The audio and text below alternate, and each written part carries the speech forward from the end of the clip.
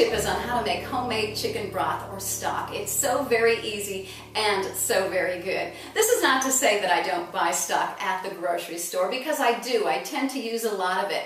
But whenever I run across a recipe that calls for cooked chicken, I like to take the opportunity to make stock because I can do them both at the same time.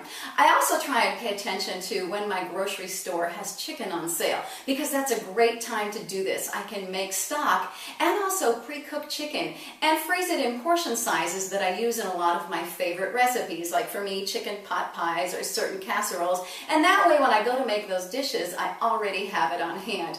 For this, I like to use a 4 to 5 pound chicken, and I have my butcher cut it into pieces for me. Now, sometimes I find my recipes tend to call for more white meat, and so today I'm using chicken breasts only. I have 4 of them, and they equal about 4 pounds, and they're bone-in, skin-on, because I tend to find that this really lends to the overall flavor and richness of the stock. I start by adding the chicken pieces to a pot, and I find using a large pasta pot for this works very well. Then I add 1 leek that's been cut in half lengthwise and cleaned, 2 stalks of celery, and use the leaves for this. There's so much great flavor in the leaves of celery, 4 carrots that have been peeled, and 1 medium-sized onion cut into large pieces. Then add 1 turnip, 1 large bunch of flat leaf or Italian parsley. There's lots of herbs in this, again, for great added flavor. Also, 2 bay leaves and 4 sprigs of fresh thyme. Then add 8 to 10 whole peppercorns.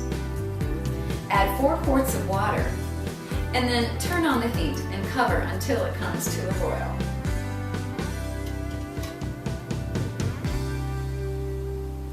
When it comes to a boil, take your spoon, give it a little stir, and push all the ingredients down under the water so that everything can cook down evenly. Reduce the heat to a simmer, cover again, and let it simmer for 45 minutes. After 45 minutes, it's time to strain and drain the contents. Now you can see why I like to use my pasta pot for this. It makes things so much easier. Remove the basket and then place the cover back on the pot and allow the stock to continue to simmer. Remove the chicken from the basket, and while it's still hot, take 2 forks, peel away and discard the skin, and start shredding the chicken by pulling it apart. Chicken shreds best while it's still warm. If you want to dice your chicken, let it cool completely first. Once the chicken is shredded or diced, take the bones and return them to the basket and then to the pot with the other ingredients. Add 1 more quart of water and let simmer for another hour.